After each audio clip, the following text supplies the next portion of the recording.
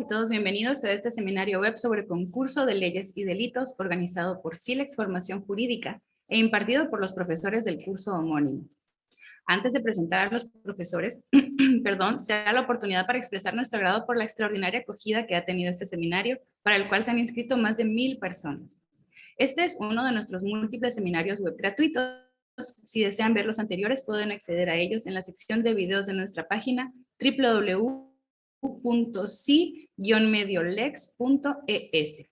Les recordamos que el seminario tendrá una duración aproximada de 1 hora y cuarto. Se trata de una conversación entre grandes especialistas europeos y americanos que ronda los aspectos sustantivos, procesales y penológico-penitenciarios del concurso de leyes y delitos, dirigido por nuestro profesor, el doctor Miguel Díaz y García Conyedo. Al final de la intervención de nuestros panelistas tendremos un espacio para responder a sus inquietudes. Con la bienvenida y el espacio para su saludo, cedo el uso de la voz al profesor Juan Antonio García Amado. Por favor, profesor, adelante. Micro, Toño. Micro. Muchas gracias, querida Daniela. Muy buenas tardes. Un saludo muy cordial a todos y a todas los que nos escuchan. Tenemos un nuevo seminario web muy especial en esta oportunidad porque nos metemos de lleno en los elementos más hondos, más técnicos y en la práctica también más determinantes del derecho penal. Es nuestro curso próximo a empezar sobre concurso de leyes y de delitos. Ese curso de SILEX transcurrirá entre el 4 de junio y el 4 de julio. 6 sesiones con expertos y expertas de varios países, con auténticos especialistas dirigidos por mi querido amigo y compañero de facultad, y nosotros nos llamamos, entre otros hermanos, el profesor Miguel Díaz y García Conyedo, catedrático de Derecho Penal de la Universidad de León, que es también la mía, y muy conocido en tantos países por su obra y su constante presencia y su labor incansable de promoción, divulgación y profundización en el derecho penal. Creo que tanto este evento como el curso correspondiente reúne una serie de características que lo hacen extraordinario, ¿no? La importancia del tema, la calidad del profesorado, la relevancia práctica de las cuestiones que se tratan. En fin, lo vamos a pasar bien ahora y lo vamos a disfrutar y aprovechar bien también en el curso. Así que, por mi parte, nada más. Dar las gracias a todos los que nos escuchan y nos ven. Dar las gracias muy particularmente a este gran grupo de profesores que está y va a estar con nosotros, y sobre todo a ti, Miguel, querido amigo, hermano, bienvenido, gracias, estás en tu casa, es tu seminario, es tu curso, adelante. Muchas gracias, querido Juan Antonio, hermano, como tú bien has dicho. Muchas gracias a SILEX en general, a todos los que están coordinando y haciendo posible este seminario y más adelante el curso. Buenas tardes a todos, a ese público en directo o a través de grabación tan impresionante. Apabulla saber que tenemos a tantas personas mirándonos y oyéndonos. Muchas gracias a mis queridísimos colegas, muchos de los profesores y profesoras del curso que están aquí hoy presentes para que todos ustedes los puedan conocer. Lo primero que yo quería contar es que este curso, la verdad, no es espontáneo. Este curso sobre este tema, el tema del concurso de leyes y el concurso de delitos, se plantea a raíz de preguntas que concretamente a mí, pero también si no me equivoco, a Juan Antonio García Amado, nos hacen algunos profesionales, sobre todo profesionales, que han coincidido con nosotros pues, en maestrías, en cursos que hemos dado en países latinoamericanos sobre todo. A raíz de ellos dice, ¿por qué no montan un curso sobre estos temas?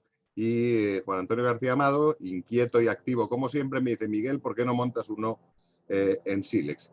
Y así lo hice, y llamé a las puertas de profesionales de primera, que además son amigos, y todos dijeron que sí de inmediato. Y así se montó este curso.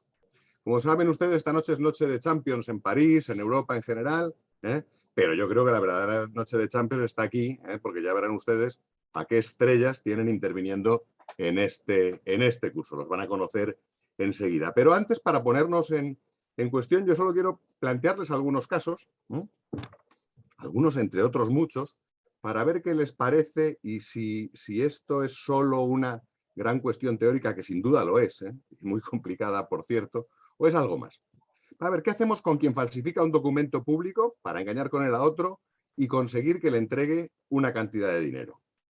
Bueno, esto parece sencillo. Pues no lo es tanto. ¿Qué comete? Uno o dos delitos. Un delito de falsedad documental en documento público, un delito de estafa solo, los dos, ¿en qué relación? ¿Cómo los vamos a castigar? Este sería un caso de los más sencillotes, se supone. Bueno, pues esto ya ha dado polémica en la jurisprudencia, al menos española, y ha pasado por diversas fases. Pero más ejemplos. Alguien comete una enorme estafa inmobiliaria, con muchísimas ganancias, con múltiples perjudicados, y posteriormente realiza una serie de inversiones y de operaciones para ocultar esas ganancias y su origen, obviamente, delictivo. ¿Debe responder solo por la estafa, por esa macroestafa, o tiene que responder además por un delito de blanqueo, de autoblanqueo? Es él el que ha realizado la estafa. ¿Se está solo encubriendo o está haciendo algo más? Debemos castigar. Vean ustedes que la diferencia es años de prisión, no cualquier cosa. Un ejemplo más teatrero todavía. Una persona dolosamente estrangula con sus manos, ¿verdad?, al amante de su cónyuge. Y cuando ya lo cree muerto, ¿no?, para que no se descubra el cadáver, ¿no?, lo entierra, ¿no?, lo mete bajo tierra. Y a posteriori se demuestra que cuando lo enterró, el supuesto cadáver no era tal, sino que estaba todavía vivo, y la muerte se produce precisamente por asfixia bajo tierra. ¿Va a responder, como decían los clásicos, por un dolus generalis, por un solo delito de homicidio o asesinato doloso? ¿O no será tan sencillo? ¿O habrá solo una tentativa de homicidio doloso y un homicidio culposo o imprudente consumado? En los países en que se castiga específicamente el parricidio, en España ya no es así, hace unos cuantos años, como forma más grave del homicidio, resulta que dos sujetos matan en coautoría, nos metemos en problemas de codelincuencia, en coautoría, un caso claro de coautoría, al padre de uno de ellos. Es decir, uno es hijo del muerto y el otro no, y los dos actúan como autores. ¿Nos ayudará la teoría del concurso a encontrar una solución para castigar al que no es hijo? Porque aquí nos movemos en dos cosas muy diferentes. El hijo es autor de un homicidio y ya está, de un homicidio simple, para que la diferencia en los países en que se castiga el parricidio autónomamente, o como era en España, es muy grande de pena, muy grande, es de muchos años, ¿no? ¿Le castigaremos solo como autor de un homicidio común? ¿O tendrá alguna forma de intervención de hacerle, de imputarle en algún grado ese parricidio? Nuevamente, años de prisión de diferencia. Un tema nuclear, que parece el evidente, pero que no lo es tanto, y de ahí las distintas regulaciones además en el mundo. ¿Se justifica un castigo diferente de quien con diversas acciones produce diversos resultados delictivos? O si quieren, para que no sean todos resultados, diversos hechos típicos, frente a quien con una sola acción produce todos esos resultados? Y una cosa muy importante, ¿cómo sabemos si hay una acción o hay varias acciones? ¿Y qué pasa si esas acciones, habiendo varias acciones, unas son constitutivas de delito y unas sirven de medio para cometer otras? ¿Cómo lo tratamos? Lo tratamos igual que los demás casos, en que no haya esa relación de medio a fin. Y si hay una sola acción, ejemplo, poner una bomba, y se producen varias muertes, ¿tratamos este supuesto de forma más favorable que si el sujeto hubiera ido matando una a una tras otra, o en días consecutivos, a esas personas? Y si lo que hay no son varias muertes, sino unas muertes, unas lesiones, unos daños en las cosas, esto es un tema central del concurso de delitos, y desde luego no es obvia la respuesta, ni mucho menos, en todos los casos. ¿Y qué pasa cuando alguien comete varios delitos, digamos unos hurtos, unos daños y unas lesiones a lo largo de 2 años?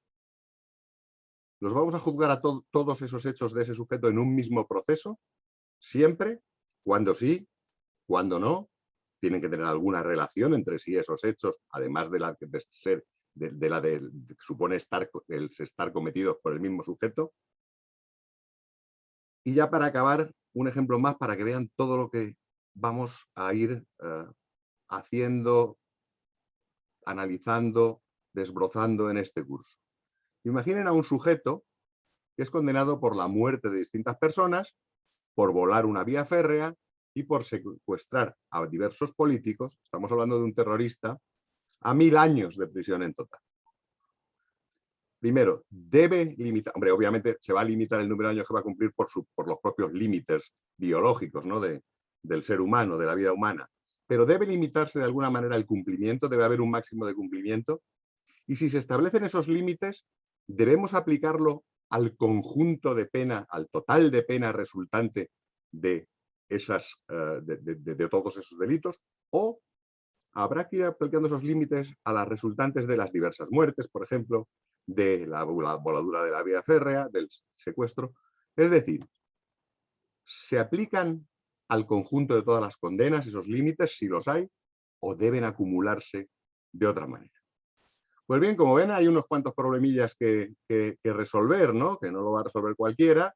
Hay diferencias entre las legislaciones de los distintos países, ¿eh? Y todo esto es lo que queremos ver en este curso, todo esto y bastante más.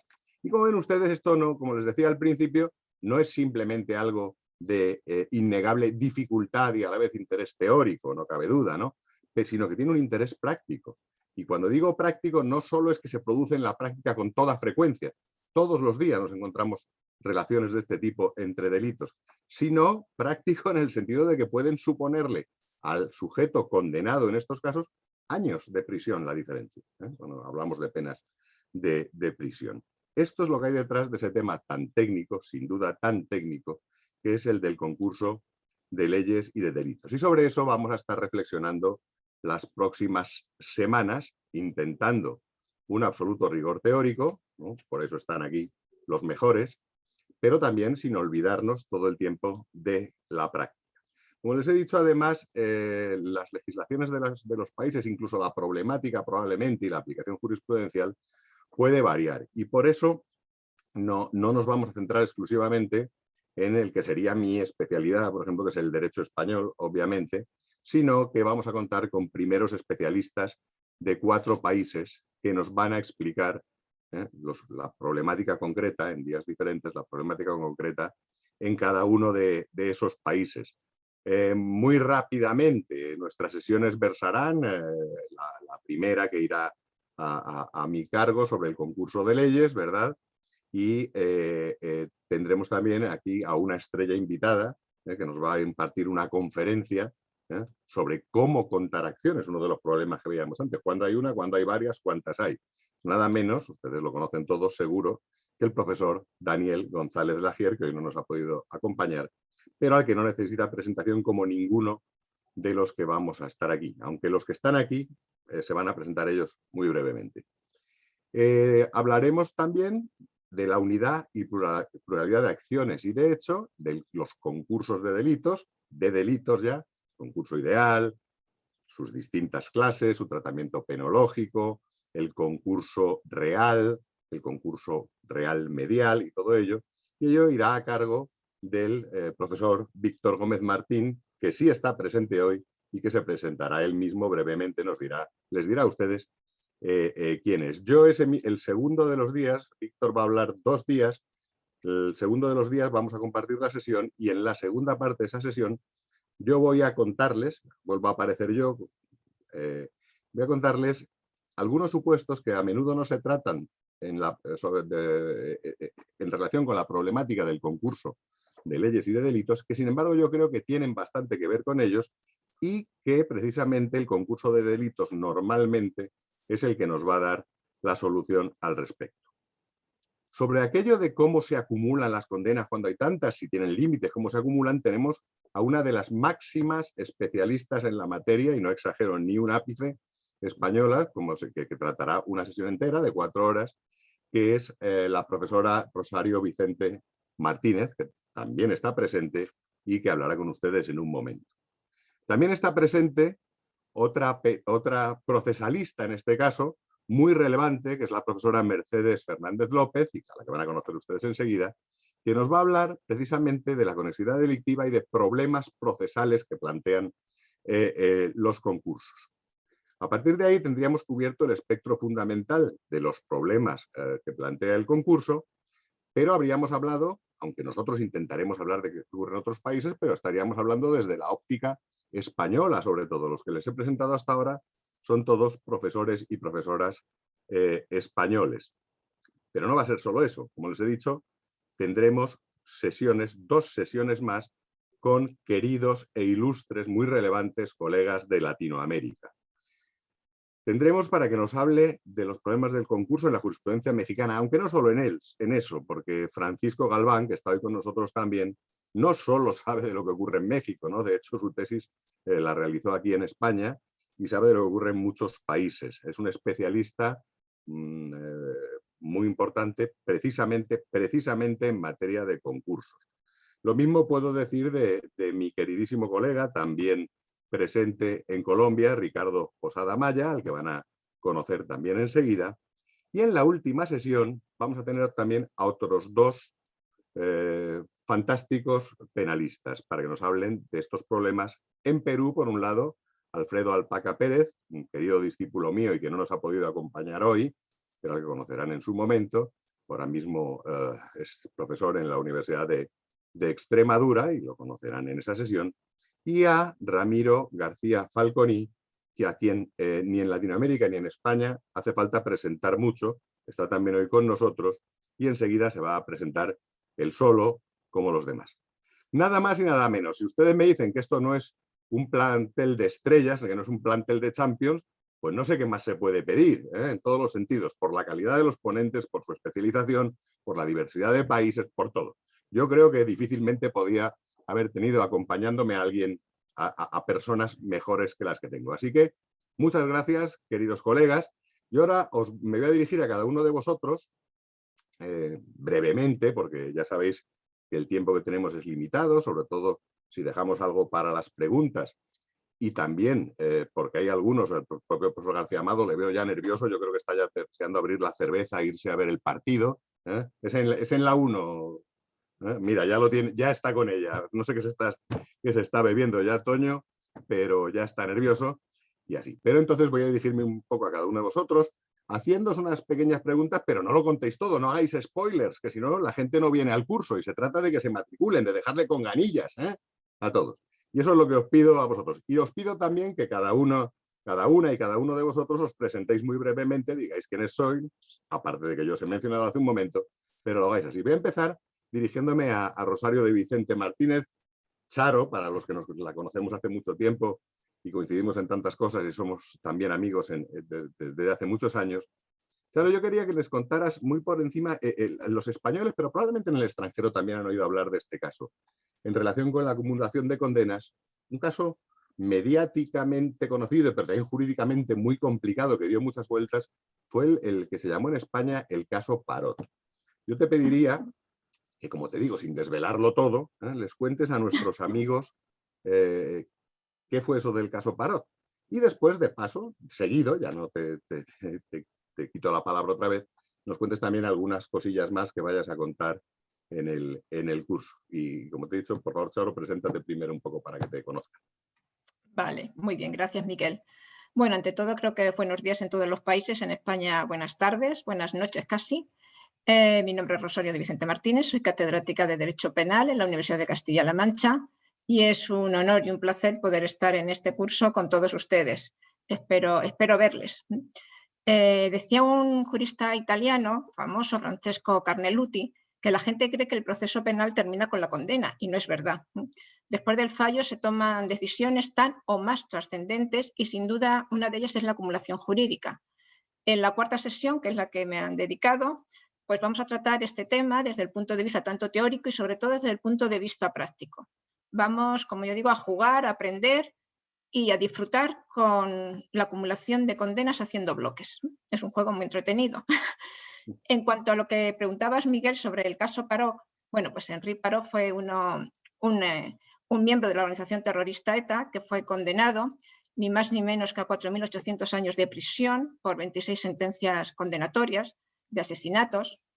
Y el auto de 2005 de la Audiencia Nacional lo que hizo fue, como hubo una interrupción de asesinatos entre 1982 y 1984, pues formó 2 bloques de condenas, unos anteriores al 84 y a partir del 84. Y a cada bloque le asignó 30 años, que era el límite que entonces tenía el Código Penal Español de 1973.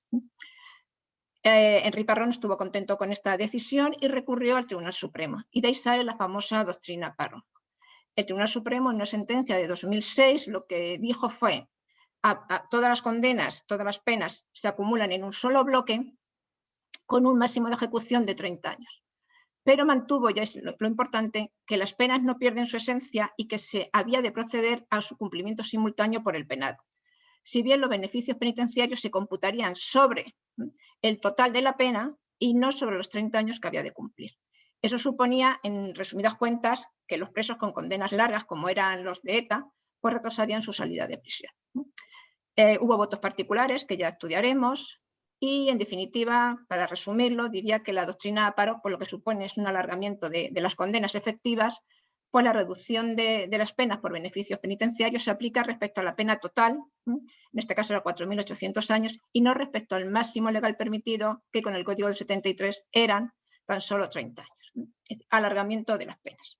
Luego hubo un recurso ante el Tribunal Europeo de Derechos Humanos que hizo otra etarra, y en fin, se volvió a otra doctrina que ya veremos, no la voy a desvelar. Y en cuanto a otros temas, ¿no? Pues hay tantos temas, pues vamos a responder Un a ver aperitivo, si se pueden... Charo, solo un aperitivo.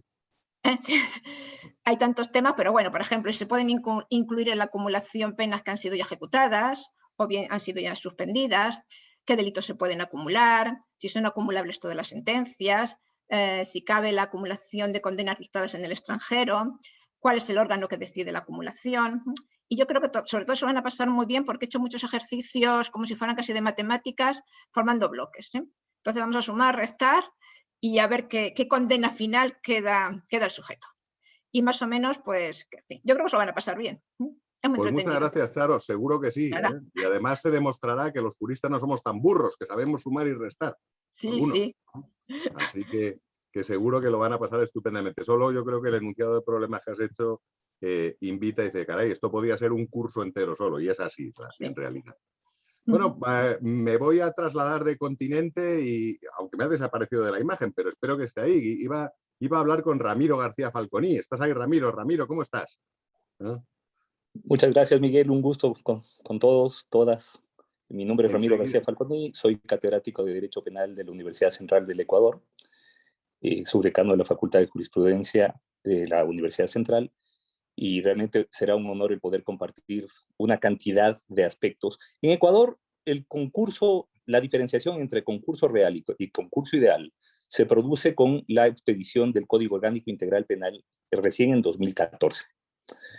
Esto hace que sea una materia relativamente nueva y que ha generado, bueno, todas las interrogantes que en España se produjeron luego del Código Penal del 95, y sumadas otras, como que ya la doctora Rosario Vicente pues ya nos ha hecho digamos, un pequeño menú de lo que, de lo que se puede, de lo que vamos a ver. El tema del delito permanente, delito continuado, hasta dónde se puede considerar diferentes conductas, cuáles son las líneas demarcatorias entre una conducta y otra, cuáles son los criterios bajo los cuales un concurso de delitos puede considerarse como ideal o puede considerarse como real. ¿Qué pasa con las sentencias en el exterior? Ya lo dijo la doctora Vicente, que es uno de los temas fundamentales, especialmente con casos relacionados a corrupción que últimamente hemos tenido en el país, donde sentencias en otras jurisdicciones, como la brasilera o la estadounidense, se han dictado respecto de otras conductas que también se están juzgando en el país. Procesalmente, ¿qué pasa con el no doble juzgamiento? Bueno, es decir, tenemos una cantidad de temas que tratar que la verdad lo difícil va a ser escoger los temas, priorizarlos y establecer el orden. Claro, porque tendrás 2 horas. Pues muchas gracias, Ramiro. Te quería preguntar una cosa. A ti, o podría ser cualquier colega, sobre todo de los latinoamericanos en este caso, en el COIP, ya que lo has mencionado, en el Código Orgánico Integral Penal, un código muy joven realmente, ¿no? de Sí, 2014. tiene apenas 8 años y tenemos el problema por ejemplo, el problema de la preterintención. Eso es, mira, por eso te iba a preguntar. Pero no es solo el COIP, hay códigos latinoamericanos que hablan de dolo, de culpa y de preterintención. El COIP lo habla al hilo del dolo, otros lo hablan como una tercera forma de injusto, de tipo injusto, o de subjetivo injusto, o de culpabilidad. No me importa la clasificación ahora. Sí, ahora, ¿Tú no crees que es mejor utilizar el concurso para...? Sin duda, sería mejor utilizar el concurso y de esa forma resolver el tema de quién produce un resultado más allá de lo esperado, ¿no? Eso es, aquel que se le va la mano, quiere herir y el sujeto muere. Bueno, yo también les contaré algo de eso, pero me alegro de que Ramiro, estoy seguro que alguno más aquí coincida con mi idea, que es la idea realmente general hoy en día, ¿no? En la doctrina, que esto no, la preterintención no es otra forma, sino que esto debe resolverse por la vía del concurso, ¿verdad? Pues todo eso lo verán. Gracias, Ramiro. Me voy a dirigir ahora a la profesora Mercedes Fernández López, que también se va a presentar, nuestra procesalista, y que va a tratar ese tema que a veces los penalistas, bueno, en España les he de confesar que tenemos el desastre de que las cátedras de penal y las cátedras de procesal están separadas, y yo no voy a decir nada de los procesalistas, pero sí diré que la mayoría de los penalistas sabemos muy poco procesal. Y eso es un error muy grave, yo lo confieso, muy, muy grave, que no se produce en otros países. Pero en este caso tenemos quien nos supla el defecto, que es Mercedes, y les va a hablar de problemas del concurso. Mercedes, si te parece, te presentas y nos cuentas algo de lo que, nos anticipas una pequeña cosa de lo que nos vayas a contar en el curso. Muchas gracias, Miguel. Bueno, digamos que el error es de ida y vuelta, el problema es de ida y vuelta. Nosotros también tenemos unos conocimientos escasísimos de derecho penal, pero bueno, nunca estamos tarde o nunca es tarde para solventarlos, y creo que este curso va a ser una muestra de que esos puentes están tendidos, desde luego. Bueno, muchísimas gracias a Silex y a Miguel por contar conmigo para este curso. Buenas tardes, buenos días, soy Mercedes Fernández, profesora titular de Derecho Procesal de la Universidad de Alicante. Y bueno, tengo la suerte de poder compartir con ustedes el día 25 de junio, mi sesión sobre aspectos procesales de los concursos de delitos. Y bueno, pues hay muchísimos problemas que estos plantean y que me gustaría simplemente anunciar a modo, pues eso, simplemente sin hacer un spoiler, como decía Miguel, pero sí para plantearles toda una problemática que lógicamente parece que está como muy distante de estos otros problemas penales que les están presentando, pero que desde luego son el presupuesto para poder entrar en ellos, como sucede siempre con los aspectos procesales. En particular, cuando hablamos de concursos de delitos, los traducimos, esos concursos, en el ámbito procesal a nuestro lenguaje de procesalistas, y los trasladamos a lo que conocemos como conexión penal. Y la conexión penal, que puede revestir distintas modalidades, en particular me interesa abordarla en este curso desde dos perspectivas. La primera, desde lo que se conoce desde el ámbito procesal como conexión puramente objetiva, que es aquella que se produce en relación con aquellos supuestos en los que un mismo sujeto comete distintas acciones delictivas, es decir, el clásico delito continuado al que se ha referido ampliamente Miguel, y que plantea, yo creo que fundamentalmente, los siguientes problemas. En primer lugar, los relativos a la competencia. ¿Cómo determinar la competencia para conocer de los distintos hechos que ha podido cometer un sujeto, y especialmente cuando esos hechos han tenido lugar en distintos territorios, no solamente dentro del mismo territorio nacional, sino en el territorio de distintos estados, lo que nos va a trasladar a problemas de competencia judicial, no solamente de carácter territorial interno, sino también internacional. Los problemas, en segundo lugar, relativos al enjuiciamiento conjunto de los delitos que pueden conformar un delito continuado, y la delimitación de lo que vamos a entender a nivel procesal como delito continuado, porque el delito continuado puede ser 2 o más, pueden ser 5, pueden quedar fuera delitos que hayan sido cometidos en el periodo en el que estamos enjuiciando, pero ¿qué hacemos con ellos? ¿Los vamos a considerar incluidos aunque no hayan sido enjuiciados específicamente en ese mismo procedimiento? o los vamos a poder enjuiciar de manera separada, y cómo va a afectar eso a las garantías procesales y qué efectos penológicos también va a tener eso y de futuro.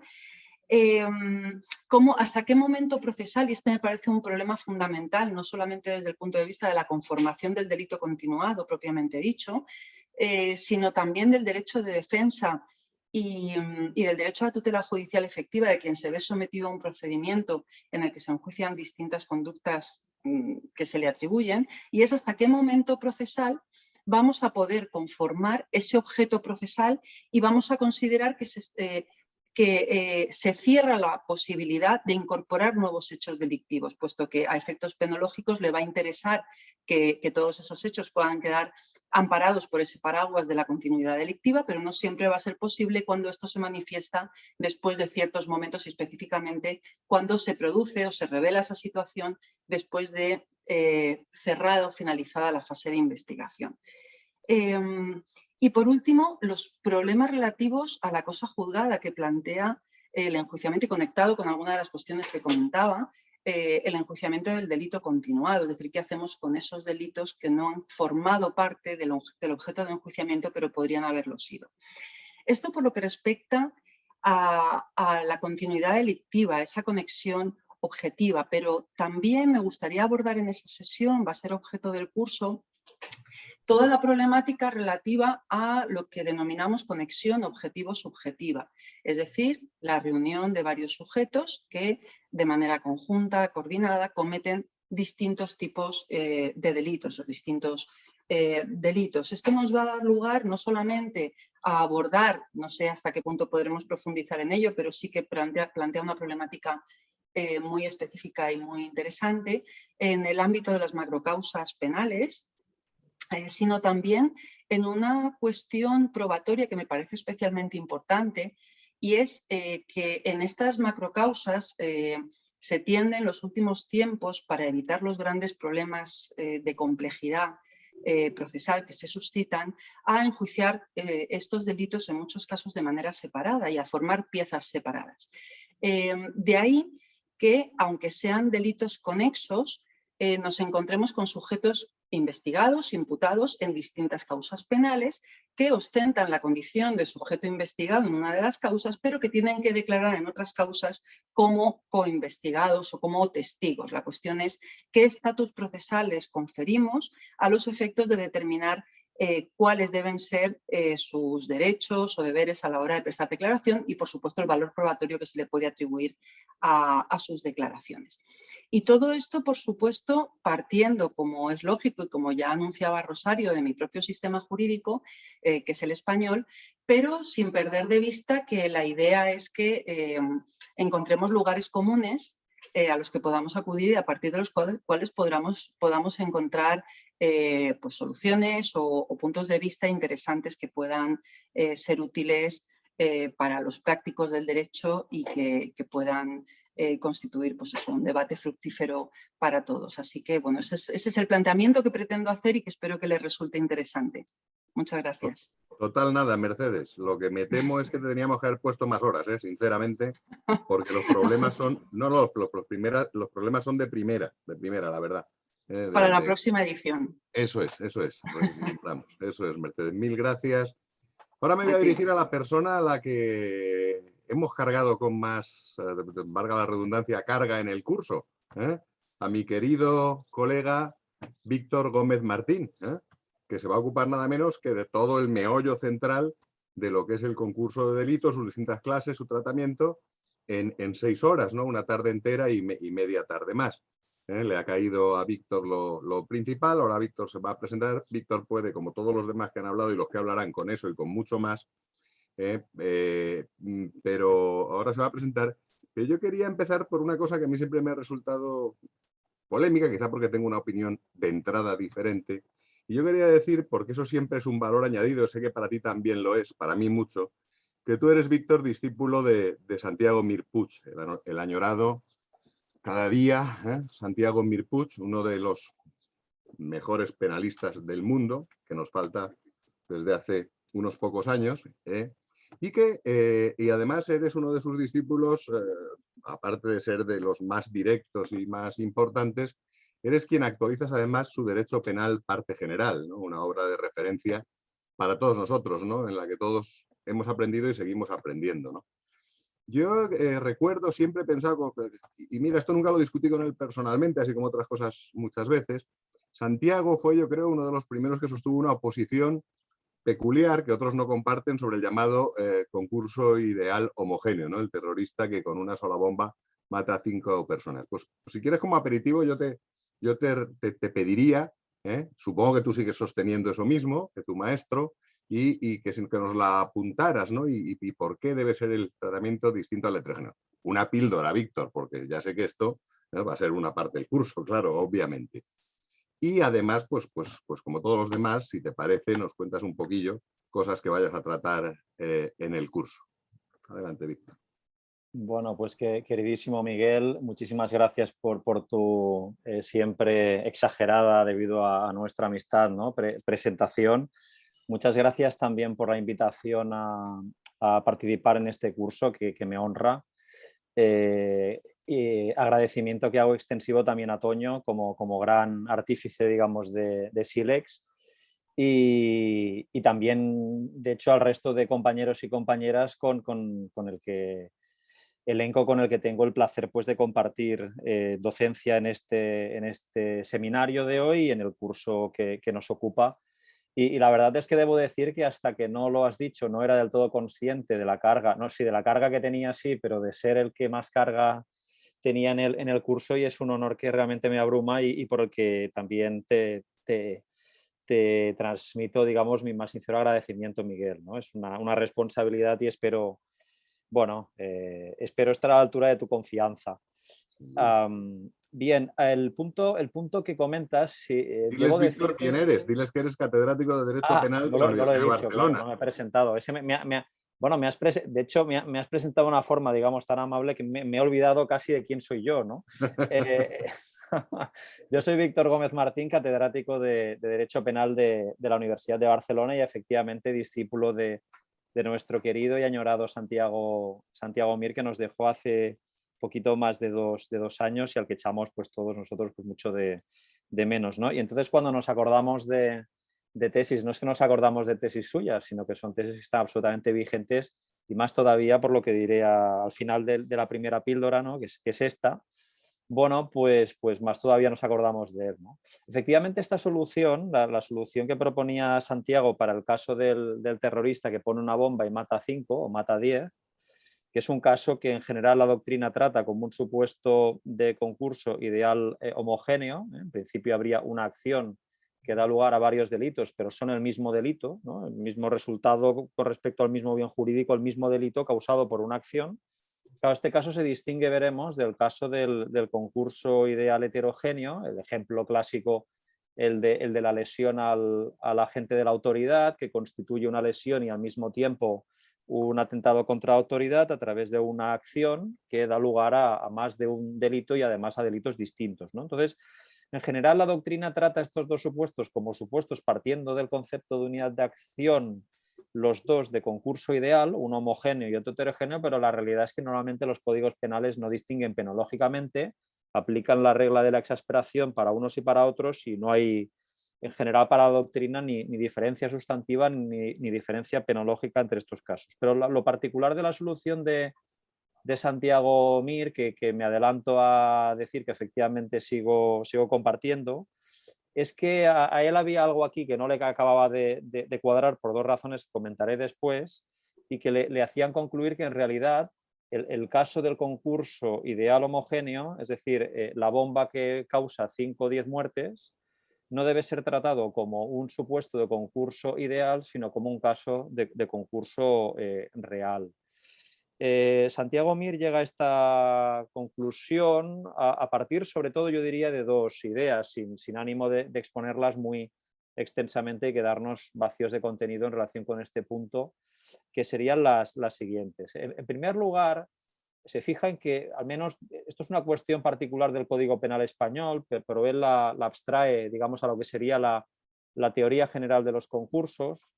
En realidad, él, más que partir del concepto unidad de acto o unidad de acción, parte del concepto unidad de hecho, que es el concepto también del que parte el artículo 77 del Código Penal Español cuando se refiere al concurso ideal, ¿no?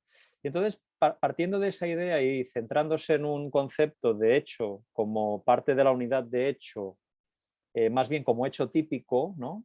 En el ejemplo en cuestión llega a la conclusión de que el homicidio está tan determinado por el resultado que el resultado en realidad determina la acción configurándola como un hecho, ¿no? De tal modo que podríamos hablar quizá de unidad de acción que produce diferentes resultados, pero ese resultado opera sobre la acción, digamos, transmutándola en una especie de hecho distinto, de tal modo que a diferentes resultados habría también diferentes hechos, ¿no? Con lo cual, en su opinión, habría, pues eso, diferentes hechos que producen diferentes resultados, diferentes delitos, que aunque sean el mismo delito, son distintos delitos y por tanto dan lugar a conceptualmente un concurso real, ¿no? Y después, en segundo lugar, con ese sentido, ese fino sentido jurídico, en el fino sentido de la justicia material que yo creo que nuestro querido Santiago tenía, bueno, a él le parecía que era injusto, en realidad, desde un punto de vista penológico, someter el caso de la bomba a la regla de la exasperación y, en cambio, imaginar que, por ejemplo, si el terrorista en lugar de poner una bomba hubiese puesto 5 o se hubiese decidido a pegar 5 tiros a las 5 víctimas, pues hubiese sido sin ninguna duda condenado a una pena superior por acumulación de penas con el límite del triple de la más grave en el caso del Código Penal Español, pero al fin y al cabo la acumulación de penas, y que en cambio si operase con un instrumento que incluso podría ser potencialmente más lesivo porque habría podido producir incluso más víctimas, en cambio se llevase, entre comillas, el premio de una sanción menos rigurosa, ¿no? Bien, esta solución que efectivamente, como planteaba Miguel, es una solución pues, que doctrinalmente ha dado lugar a una gran discusión, a una gran controversia. Bueno, cuando a mí me correspondía por las circunstancias de la vida ayudar a Santiago en la actualización del manual, iban pasando los años y tanto él como yo pensábamos que al final era, bueno, no sé si una posición minoritaria, pero sí una posición no particularmente seguida por la jurisprudencia, hasta que en la última edición de su manual, la que apareció en 2015 con una reimpresión de 2016, pudimos incorporar expresamente al cuerpo principal, digamos, del manual, al texto principal, un acuerdo del Pleno no jurisdiccional de 2015 que precisamente acogía el criterio de Santiago Mir, ¿no? Y el contenido de este acuerdo sí que lo dejo para la sesión porque si no voy camino prácticamente de no reservarme nada para ella, ¿no? Y si me lo permites, Miguel, y muy rápidamente, quería comentar, nada, a título también de píldora, de contenido para esa sesión, una cuestión que a mí en su momento me interesó mucho y que me sigue interesando y sobre la cual precisamente una de las pocas personas que ha escrito sobre el tema es una discípula tuya, Inés Olaizola, que es el tema de la prescripción en los supuestos de concurso medial de delitos, ¿no? El primer ejemplo que ponías tú, aunque yo creo que lo ponías también por otras razones, el de quien falsifica un documento como medio para cometer una estafa. Imaginemos, por ejemplo, que ese documento queda falsificado y que no se incorpora al tráfico jurídico hasta al cabo de un montón de años, que es cuando sirve para estafar a otra persona, ¿no? Teóricamente nosotros, si concebimos ese ejemplo como un ejemplo de concurso medial real, ¿no? Porque al final los concursos mediales estructuralmente son concursos seguramente reales, por más que el Código Penal Español los someta a una regla parecida a la del concurso ideal, bueno, estructuralmente sería perfectamente posible distinguir dos momentos consumativos, ¿no? El de la consumación de la falsedad y el de la consumación de la estafa. Y por tanto, en teoría de prescripción, sería perfectamente posible distinguir entre el dies a quo que representa el momento de la consumación de la falsedad documental y el momento de la consumación de la estafa. Si eso fuera así, hubiera gran diferencia entre un momento y otro, sería perfectamente posible que el momento en el que el documento se utiliza para estafar, la falsedad ya estuviera prescrita, ¿no? Y eso dio lugar a una línea jurisprudencial del propio Tribunal Supremo, en la que el Tribunal Supremo distinguía, y aquí conecto también con lo que mencionaba antes Mercedes, entre supuestos de conexidad delictiva y supuestos de unidad de acción, unidad de hecho, unidad de acto, ¿no? De tal modo que en los primeros casos se podía llegar a la conclusión perfectamente de que diferentes hechos acumulados en un mismo procedimiento podían prescribir por separado, mientras que en cambio cuando se hablaba de unidad de acción había que acudir como dies a quo al momento de la consumación del hecho más grave, que normalmente en el caso que nos ocupa sería el correspondiente a la estafa. Y eso en los casos de concurso ideal, pero para el Tribunal Supremo yo creo que de forma discutible también en los casos de concurso medial. Bien, comento todo esto porque al menos en el caso del Código Penal Español en 2010 se introduce una regla de determinación de la prescripción, artículo 131.4, que precisamente trata de resolver estos supuestos y donde se lía ya absolutamente el tema porque se equiparan los casos de delitos conexos con los casos, dice el Código Penal, en un sentido muy amplio, de concurso de infracciones, con lo cual literalmente ahí podrían caber los concursos reales, los concursos ideales, los concursos mediales e incluso los concursos de leyes, ¿no? Entonces, bueno, esta cuestión digamos que no la voy a resolver, simplemente la dejo planteada porque es una cuestión con respecto a la cual se ha escrito muy poco y en relación con la que el Código Penal Español, con la mejor voluntad, como imagino que siempre opera el legislador penal, trató de resolver un problema y en realidad ha generado como mínimo 3 o 4 más diferentes, ¿no? Bien, disculpadme por la extensión y gracias de nuevo por la oportunidad. Muy interesante, Víctor, y claro, aquí no estamos para discutir nosotros, pero yo que nunca he acabado de ver la solución de tu maestro y tuya en el primero de los supuestos que decías, sin embargo, lo que sí me ha hecho pensar siempre es que, claro, si Santiago tiene razón, como tenía muchas veces, o aunque no tuviera razón, había algo de fondo que había que valorar, si lo que había que hacer, eso no se lo plantearás, es que la regla penológica del concurso ideal a lo mejor no es buena. Claro. A lo mejor es lo que ocurre, ¿no? Claro. En algunos casos. No sé, eso ya queda para ti y los matriculados en el curso, ¿no?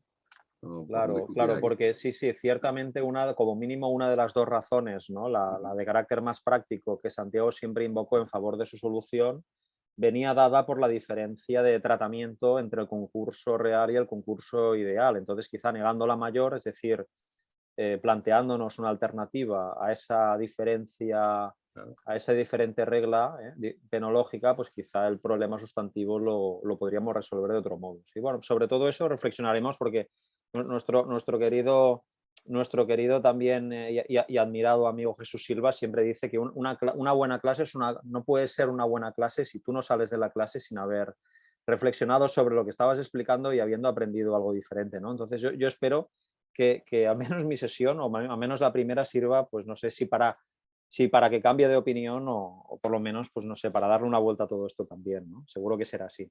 Eso es lo interesante, que todos nos lo planteemos todo continuamente y a veces verbalizándolo y viéndolo con alumnos de estos cursos, pues uno ve cosas que a lo mejor no sé, las ve más claras, ¿no? Sí, hombre, Miguel, seguro que entre 186 personas, o sea, alguna idea que nos haga cambiar de opinión o reflexionar sale, seguro, ¿eh? Seguro. Gracias. Muy bien, muchísimas gracias, Víctor. Sí. Como veis, los problemas, también los centrales del concurso de delitos, pues son muchos e impresionantes. Y he dejado para el final a dos ilustres colegas de dos países latinoamericanos que además reúnen en sus personas y en sus obras el ser especialistas en materia de concursos. Los dos realizaron sus tesis doctorales en España y los dos son importantes juristas en sus respectivos países. Ellos se van a presentar ahora y a ambos les voy a preguntar lo mismo, pero empiezo por Francisco Galván, que nos habla desde México. Francisco, si te parece, te presentas brevemente y nos cuentas un poco, nos das como todos, ¿no? Ese pequeño aperitivo de aquello que vas a hablar o de qué problemas son más importantes en un país a su vez tan importante en todos los sentidos como México, ¿verdad? Gracias, profesor Miguel, y gracias por la invitación al curso y poder participar en este tema del concurso de élite, un tema tan importante, y yo dijera tan dejado de lado en la docencia y también en la práctica, la jurisdicción. En efecto, yo fui profesor, ya estoy jubilado, soy profesor honorífico en la Universidad Autónoma de Sinaloa, es un estado que está al norte del país, ¿no? Hace ya casi 15 años que estoy jubilado, pero sigo ejerciendo la docencia y estoy un poco en retiro ahora con el tema del COVID, ¿no? El COVID me hizo que me aislara por el tema de afectación de salud, pero seguimos trabajando el tema del concurso, que es un tema apasionante y que yo lo descubrí más cuando realicé mi tesis de doctorado en la Universidad de Salamanca bajo la dirección del profesor doctor Ignacio Verdugo Gómez de la Torre. Y esa tesis me permitió a mí darme cuenta de lo que les dije hace un rato. Por desgracia, el tema del concurso de delitos es un tema muy dejado de lado en la academia, en la docencia y en la vida profesional. Lo que significa problemas no para los operadores, sino problemas para quien está siendo procesado. Porque precisamente al final de cuentas el tema del concurso de delitos es un tema de cantidad de penas, ¿no? De cantidad de pena que desde ahí viene su origen, ¿no? Si revisamos un poco el origen, está citado por allá por el digesto, el principio del tanto delitos, tantas penas, ¿no? Que es precisamente el origen de esto, pero que en ese tema, en ese tiempo no era un tema penal, era un tema básicamente procesal, porque era la posibilidad de que cada una de las personas que se veían afectadas pudieran ejercer, dice el digesto ejercitar, lo seguimos diciendo también nosotros ejercitar, pero era ejercer una o más acciones procesales, lo que le permitía al final de cuentas era resolver el problema que tenía con la afectación varia, ¿no? Inclusive, si revisamos la historia de los códigos nuestros, esta influencia procesal se mantiene en algunas regulaciones todavía. En México, digamos, hasta hace poco, la regulación de los códigos relacionada con el concurso real de delitos se llamaba acumulación, ¿no? Que la acumulación es la figura procesal, ya nos lo dijo el profesor hace un rato, y que así fue pensado, pero hasta que ahora ya el código no habla de acumulación, habla ahora sí ya de concursos, ¿no? Y entonces es un tema que al menos en México el concurso de delitos básicamente se revisa un poco en serio y no en broma en cursos como este, ¿no? Cursos de posgrado, de maestría, de doctorado y que en la licenciatura, pues si acaso se le dedica 1 hora o menos, ¿no? Y el tiempo que se le dedica son con ejemplos muy prácticos, ¿no? El caso de la bomba que se estaba diciendo ahí es un supuesto que, claro, en México no lo decíamos porque no teníamos esa situación fáctica, pero últimamente hace tiempo ya que están enfrentando cosas, no tanto de bombas, pero sí cosas de granadas y algún tema de estas situaciones que se presentan cada vez más de manera cotidiana. O el caso del que dispara y mata a uno y luego mata a otro y mata a otro y así básicamente era la explicación en relación con el tema de distinguir un concurso ideal de un concurso real, pero que al final dejamos al margen o de lado, claro, también los tiempos académicos en ocasiones no dan para poder desarrollar en serio el tema del concurso. Y sin duda hoy la vida real, la vida en México y yo creo que en todos los países, nos dice que el concurso está presente en el escritorio de los operadores todos los días. Porque hoy es más fácil que una persona se decida a cometer 2 o más delitos. Antes eso no sucedía. Y entonces el tema del concurso es un tema que está todo el día en los escritorios, en la Procuración de Justicia, en la Administración de Justicia. Y entonces la revisión de esa tesis que empezó como un estudio comparado entre España y México, al final resultó una tesis donde están casi presentes todos los códigos latinoamericanos. Está un poco lo que puede acercarme a Alemania, de Italia, ¿no? Y que me permitió darme cuenta de que en realidad el concurso de delitos no tiene lo que los penalistas llamamos pax dogmática en ningún lado, ni siquiera en el propio país. Y en el caso de México, ni siquiera en cada uno de los estados, porque México somos diferente de muchos países. Cada estado tiene su propio código penal y además hay un código penal federal, de tal manera que son 33 códigos penales los que tenemos en México con los que tenemos que trabajar. Yo mi tesis doctoral hice el análisis de todos los códigos mexicanos, ¿no? Y cuando hice esto me decía el doctor Verdugo, hazlo solamente con el Código Penal Federal, porque si no nunca vas a terminar la tesis. Le dije, yo no tengo prisa por terminar la tesis, pero yo quiero demostrar que el derecho penal en México no es solamente el Código Penal Federal, que es el Código Penal Federal y 32 códigos más. Caramba. Y que en algunos supuestos son similares, pero que en muchos son diferentes, muy diferentes. Entonces, por eso yo planteé un panorama con esta idea, que no pasa en otros países. En otros países, como ustedes, tienen no solamente un código penal, muchos países de Latinoamérica, todos un código penal, y entonces todo el mundo trabaja sobre el mismo código. Y eso hace que la doctrina, hace que la jurisprudencia vaya casi en el mismo sentido. Pero nosotros con tantos códigos, ¿no? Que si a eso le aunamos que la jurisprudencia nuestra, es una jurisprudencia que surge muy vinculada con el tema de Estados Unidos. Yo les digo que la hicimos a imagen y semejanza del presidente de Estados Unidos, ¿no? Porque la jurisprudencia nuestra es obligatoria, ¿no? De tal manera que una decisión de jurisprudencia obliga a todos los tribunales, ¿no? Y entonces, ¿qué pasa? El problema es, la jurisprudencia nuestra empezó haciéndose por la Suprema Corte de Justicia de la Nación. Básicamente era en pleno, porque eran pocos los ministros.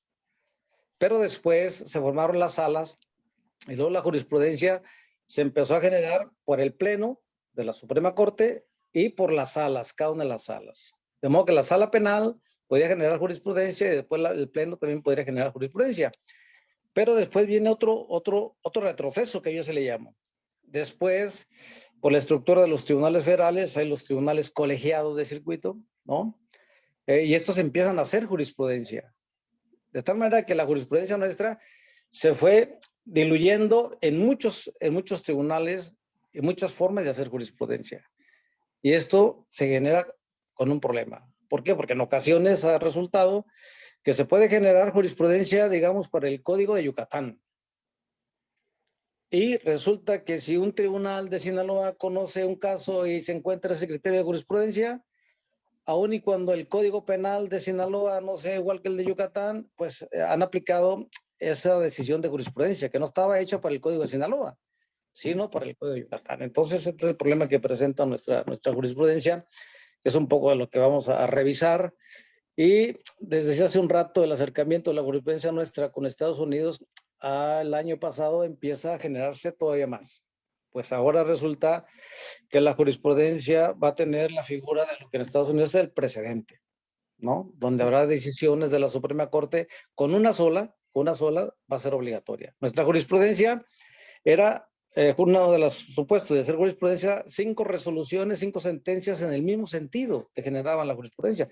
Eso te daba un poco de certeza y seguridad porque el caso se decía que estaba revisado y se iba haciendo en serio. Pero ahora cuando una sola resolución te va a generar jurisprudencia y si no está bien pensado, bueno, pues, pero en fin es el acercamiento que tenemos también con Estados Unidos. De tal manera que yo creo que el tema del concurso de delitos no es un tema fácil. Es un tema muy complicado desde el punto de vista académico y sobre todo en la práctica profesional, ¿no? ¿Por qué? Porque, ¿qué pasa? Muchas veces el Ministerio Público o el Ministerio Fiscal un poco se guarda los procesos o se guarda las investigaciones. De tal manera que aquí en México como que se puso de moda y los operadores no han sido capaces de plantear la discusión y de poder atajar esto.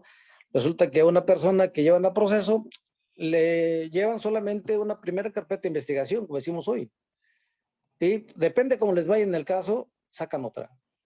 Y le ha sacado otra. De tal manera que hay personas que en el transcurso de 15, 20 años han logrado resolver algunos de los casos, pero ya cuando queda en libertad viene otra carpeta de investigación, viene otra. Entonces, este es un fraude a la figura del concurso. Lo que decíamos hace rato, yo sostengo hace mucho tiempo que una figura procesal no debe limitar una figura penal.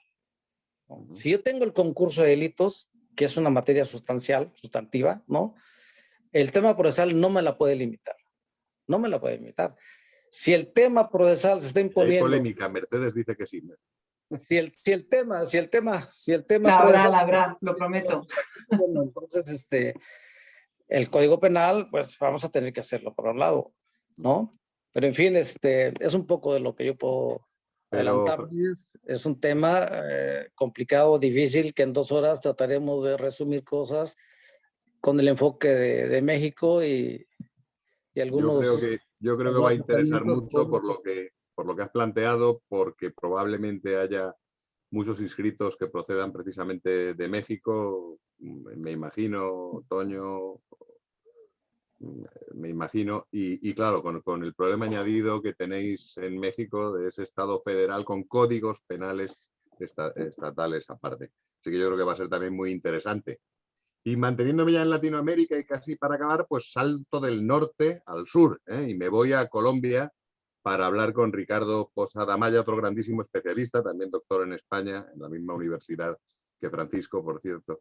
Pero antes le quería decir a Ricardo Posada, a Ricardo Garzón y a todas las amigas y los amigos colombianos que nos estén escuchando, yo creo que es el deseo de todos los que queremos a esa tierra, que pase lo que pase mañana en las elecciones presidenciales, que sea para bien del país. Yo creo que es lo que podemos desear los de fuera, ¿verdad? Y eso os deseo de todo corazón a los colombianos. Ricardo y a todos los que estén escuchando. Bueno, dicho este deseo personal, que estoy seguro que es compartido por muchísimos, ahora sí le doy a Ricardo Posada Maya la posibilidad, la petición le hago de que se presente y que nos cuente un poquito también alguna píldora de lo que nos va a contar o de cuáles son los problemas especiales que pueda plantear esta materia concursal en Colombia. Adelante, Ricardo. Bueno, pues muy buenas tardes a todas y a todos. Un enorme placer saludarlos en esta tarde-noche. Un agradecimiento muy especial, desde luego, a los profesores García y Conyedo y Díaz y García Conyedo y García Amado por la invitación. Todos esperamos que en efecto mañana sea una jornada muy pacífica y todo sea para bien. Pues en mi ponencia, en mi pequeña ponencia de 2 horas, voy a trabajar fundamentalmente 3 aspectos de cara naturalmente al código. Ricardo, disculpa, cuéntales quién eres a nuestros amigos. Soy profesor de Derecho Penal de la Universidad de los Andes en Colombia, en Bogotá, y soy conjuez de la Sala de Casación Penal de la Corte Suprema de Justicia de Colombia. También he trabajado como expresidente de la Comisión Asesora en Materia de Política Criminal y en general pues consultor de Derecho Penal en mi país. Pues les decía que en mi ponencia voy a trabajar fundamentalmente 3 puntos muy prácticos. El primero de ellos tiene que ver con situar el problema del concurso de delitos y del concurso aparente de tipicidades o de leyes en el ámbito de la ponderación entre la prohibición de exceso, por una parte, y el principio de proporcionalidad, y la íntegra valoración del injusto penal. Esto pasa por decantar la importancia de la teoría material del delito en la enseñanza de la parte especial del derecho penal, entender muy bien los fundamentos materiales del injusto, entender bastante bien el fundamento de las circunstancias agravantes o atenuantes de los delitos, porque fundamentalmente ello es lo que tendrá incidencia en la valoración de las normas o de las reglas hermenéuticas que nos permitirán de alguna manera aplicar, o que permiten en casi todos los ordenamientos jurídicos, aplicar las normas, por ejemplo, de especialidad, de consunción, de subsidiariedad, en el caso concreto. Luego me voy a centrar un poco en la historia y en el desarrollo del derecho penal colombiano, particularmente en la normativa del Código Penal y de las diferencias que existen entre la legislación ordinaria y otras que son relevantes hoy, por ejemplo, el tema concursal en la Jurisdicción Especial para la Paz para Crímenes Nacionales e Internacionales en particular, y la importancia que tienen los distintos sistemas concursales en la vida real, es decir, el de la acumulación o el de la absorción en justicia penal ordinaria y en justicia transicional por otra. Esto también tiene que ver un poco con el tema, digamos, de las relaciones prácticas con distintas jurisdicciones. Eso tiene que ver con la jurisdicción del menor, la jurisdicción penal militar, etc. Y en tercer lugar, digamos, el grueso de mi conferencia tendrá que ver con la jurisprudencia colombiana y fundamentalmente con una realidad procesal innegable. Y es que el tema del concurso aparente y particularmente del concurso efectivo de delitos tiene una importancia inusitada cuando se trata de analizar las imputaciones debidas y la teoría del caso y los problemas que ello muestra en la práctica procesal. Piensen ustedes en el fenómeno de la inflación de imputaciones tan grande que tenemos en nuestro país, por muchas razones, porque se desconocen de manera permanente los hechos con relevancia jurídica para incrementar las penas y obligar a las personas a asumir una aceptación de cargos en los sistemas, por ejemplo, de premiales como el de nuestro país. Todo el tema que tiene que ver con las deficiencias teóricas al momento de las imputaciones, todo lo que tiene que ver con la mala práctica probatoria al momento de imputar o para fundamentar las imputaciones, todo lo que tiene que ver, digamos, con este retorno a la pluralidad de resultados para la imputación, lo que hace fundamentalmente que nuestro sistema procesal sea un sistema muy amplio en términos de imputaciones, bastante excesivo en términos de imputaciones, con imputaciones con penas altísimas fundamentalmente, pero al mismo tiempo tengan un éxito fundamental estas imputaciones en comparación con los sistemas, digamos, de condena ya en juicio oral. Es decir, la gente acepta mucho imputaciones infladas, pero cuando se van a juicio oral la carga se invierte, son más las absoluciones que las imputaciones, y eso obedece fundamentalmente justo por un mal ejercicio de la imputación y de la aplicación de los concursos aparentes de delitos o el desconocimiento de las normas concursales. Y sobre esa línea voy a trabajar fundamentalmente 9 casos que son muy evidentes en la jurisprudencia colombiana, solo para poner un par de ejemplos. Por ejemplo, el abuso de las cláusulas concursales en materia de terrorismo, o el desconocimiento de las cláusulas de subsidiariedad formal en términos de cláusulas generales o especiales. Piensen ustedes en los constreñimientos ilegales en nuestro país. Todo lo que tiene que ver con imputaciones que desconocen delitos que comparten idéntico ataque. Piensen ustedes, por ejemplo, o que desconocen los presupuestos de imputación. Piensen ustedes, por ejemplo, en el tema de lavado de activos y enriquecimiento ilícito en la jurisprudencia, o el porte de armas de fuego y las agravantes por homicidio, que son un constante y permanente dolor de cabeza para todos los practicantes en Colombia. Piensen ustedes en el desconocimiento de la unidad de acción o de la división ideal de acciones únicas en las imputaciones, que es uno de los ejemplos que trabajaban justamente ahora en el tema, digamos, del lanzamiento de la granada que produce diversas muertes, todo lo que tiene además que ver, por ejemplo, con el almacenamiento de estupefacientes y la destinación de inmuebles para estupefacientes, que son hechos recurrentes de desconocimiento de las unidades de acción o de la división de acciones para efectos de imputaciones distintas. El desconocimiento de la especialidad por hecho acompañante, por ejemplo, en muchos casos, y los concursos. Todo el tema de unidad y pluralidad de acciones, por ejemplo, la imputación de un hurto a título de coautoría y luego su posterior agravante por participación criminal, que es uno de los elementos usuales en la jurisprudencia colombiana, o el tema, digamos, de la autoría mediata y el hecho de valerse de la actividad de algún inimputable en las estructuras criminales, que también es permanente, una discusión enorme en nuestro país.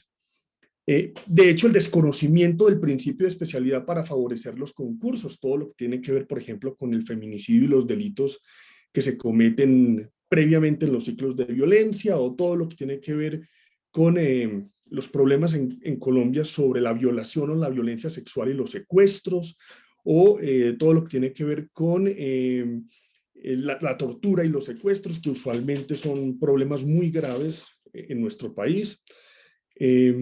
Todo el desconocimiento político criminal de la necesidad de proteger distintos bienes jurídicos. Por ejemplo, toda la discusión que en España no es tanto, pero en Colombia es muy clara, en materia de delito continuo de delitos sexuales, por ejemplo, que es una de las estructuras, digamos, que aquí más polémica genera.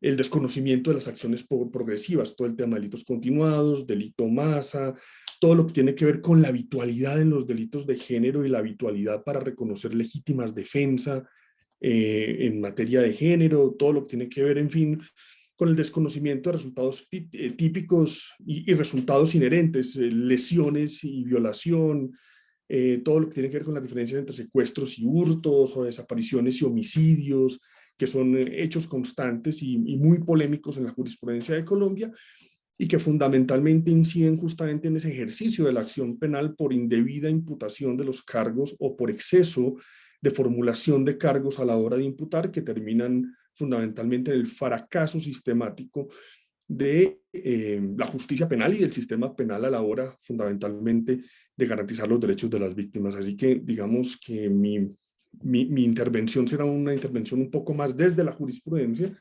mezclando no solo todo lo que han visto en términos del bagaje, digamos, teórico que les han enseñado los profesores, sino también un poco el debate procesal que estoy seguro que con la profesora Fernández López será muy enriquecedor, porque justamente estoy hablando desde la estructura de imputación como eje que articula todo el tema de concursos aparentes y de concursos efectivos en la práctica de la jurisprudencia colombiana. Ese sería Muchísimas gracias. Muchas gracias, Ricardo. Pues yo creo que va a ser interesantísimo.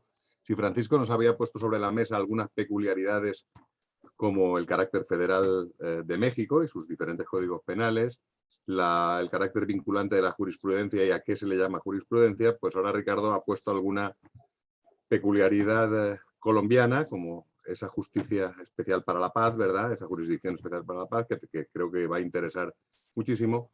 Y después todo esa amplia panoplia de problemas que nos ha citado, en los que en muchos de ellos, ya no lo he dicho al principio, debería haber sido yo, ¿no? Que voy a hablar del concurso de leyes también, de cuántas veces en unos países más que en otros se vulnera el bis in idem, ¿no? Al aplicar mal las reglas concursales, ¿no?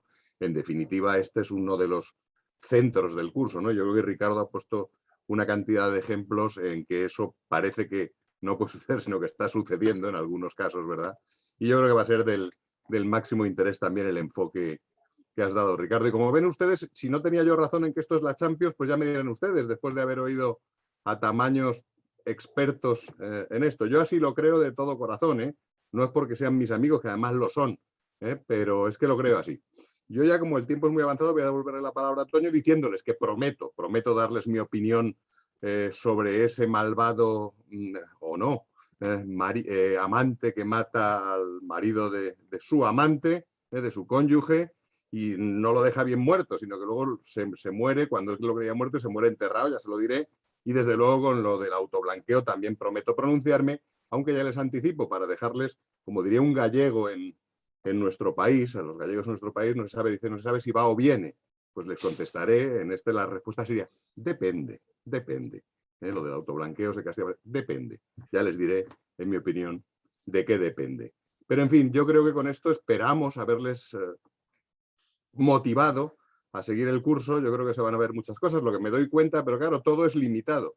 Que muchas de las intervenciones merecían sin duda y necesitarían más tiempo del que tenemos, pero como ha dicho Mercedes antes, y si el curso triunfa, pues podrá haber quizá otras ediciones. Así que esto es todo por mi parte y devuelvo la palabra a mi querido amigo y admirado colega Juan Antonio García Amado. Bueno, gracias, Miguel. Magnífico. Yo me apunto al curso. No, es un curso de concurso sobre concurso. Este curso sobre concurso lo vamos a presentar a un concurso. Bueno, pero aunque sea para cumplir con las formas, y no suena mal lo que digo, vamos a hacer una preguntita o dos y si alguno de ustedes, alguno de vosotros le quiere dedicar un minutito, pues excelente, y con eso cerramos. Tenemos una pregunta de uno de nuestros seguidores que se plantea algo que para mí es enigmático, pero bien está que para mí lo sea porque indica que la pregunta es compleja desde el punto de vista penal. Se plantean si el tema del concurso choca con el principio de favorabilidad. Y hay otra pregunta donde nos plantean, nos interrogan acerca de si se puede considerar concurso de delitos un caso de feminicidio acompañado de desaparición forzada. Y hay otra pregunta que parece malvada y que yo diría que la dejamos ahí flotando para que en el curso se peleen quienes tengan que pelearse, que dice simplemente esto. En Ecuador tenemos el caso del vicepresidente Glass, en donde existe una condena pendiente. Bueno, no se metan ahí que se pierden el partido, porque eso, si sale nuestro amigo Ramiro, ahí seguro que Ramiro está tomando nota. Ramiro está tomando nota. Ramiro, toma nota porque ahí te llaman al combate. Pero, ¿y lo de la favorabilidad y lo del concurso o no de desaparición forzada y feminicidio? ¿Alguno de vosotros quiere decirnos alguna cosita? Pues yo voy a incitar en lo segundo, como lo ha mencionado él, yo creo que podríamos pedirle a Ricardo que nos diga algo, un poquito, ¿no? bueno, en principio desde el punto de vista de la legislación colombiana es perfectamente viable un concurso, en este caso ideal, entre un delito de feminicidio simple o agravado o una desaparición forzada. Recordemos que la desaparición forzada es un delito de naturaleza permanente y que la muerte dolosa que se ejecute durante la consumación de esta desaparición, en principio, naturalmente supera todo el desvalor de acción y de resultado propio de la desaparición, con lo cual existe una necesidad político-criminal de valorar independientemente el acto criminal. Así que es perfectamente posible, pero con una advertencia: esto va a depender fundamentalmente de las agravantes que se consagren a nivel nacional en materia de desaparición forzada. En el ámbito colombiano, ninguna muerte dolosa queda cubierta por las agravantes ni de la desaparición ni del secuestro, que hay un tema también muy interesante, porque una desaparición puede terminar convirtiéndose, perdón, un secuestro puede terminar convirtiéndose en desaparición, por lo menos en la legislación interna nacional colombiana o viceversa, pero solo cubriría las muertes que se causan de improviso durante la ejecución. Por lo tanto, el concurso desde el punto de vista nacional es perfectamente posible. Y respecto... Sí, Toño. No, Miguel, no sé si...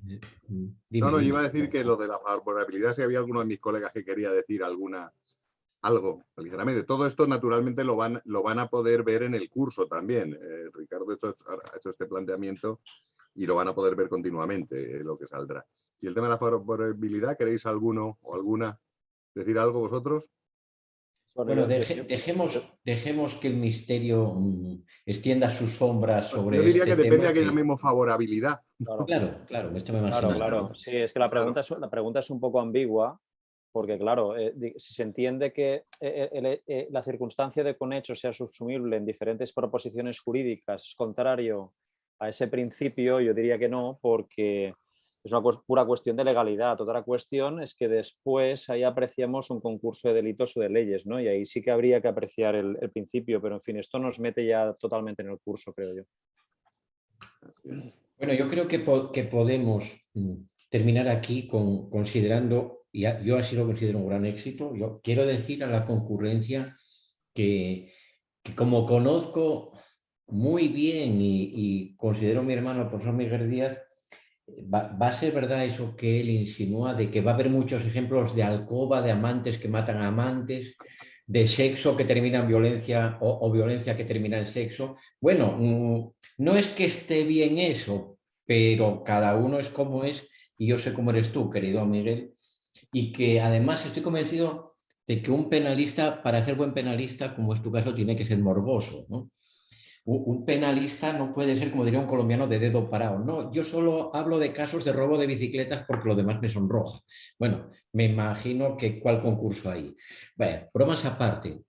Muchísimas gracias, amigas, amigos, colegas, por esta sesión que, con pleno convencimiento y absoluta sinceridad, me parece que ha sido memorable. Es difícil imaginar un seminario introductorio a una temática, y también para quienes lo deseen, a un curso, un seminario más rico, más sugerente, más insinuante. Y bueno, pues ahí estamos. Dentro de, creo que una semana o poco más, arrancamos. Me parece que era el 4 de julio, antes lo dije. Y bueno, pues lo dicho. Gracias. Éxitos, suerte y que gane el Real Madrid. Uy, no sé si esto era de... Bueno, eso, lo último vamos a dejarlo más ambiguo, y lo demás. Bueno. Muchas gracias a todo el mundo por estar aquí, queridas colegas, el público. Impresionante la gente presente, aunque nosotros ahora no los veamos. Gracias, Silex, gracias, Toño, Ricardo, Daniela, todos los demás, los que habéis estado ahí. Y nos vemos, empezamos la semana que viene. Hasta pronto y un abrazo. Nos vemos pronto, amigos. Daniela, te toca cerrar. Claro que sí. Les recuerdo que si gustan más interacción con los profesores, les pueden escribir directamente a su correo, que podrán obtener a través de Silex. Es de gran agrado informar que el curso dará inicio este próximo sábado 4 de junio aquí en Silex. Si desean más información, pueden comunicarse con nosotros a través de nuestro sitio web, que les repito es www.si-mediolex.es, y con gusto les atenderemos. Agradecemos por haber estado en nuestro seminario y estaremos en contacto para la resolución de cualquier duda, la realización de otros seminarios web y la oferta de más cursos Silex. Muchísimas gracias a todos.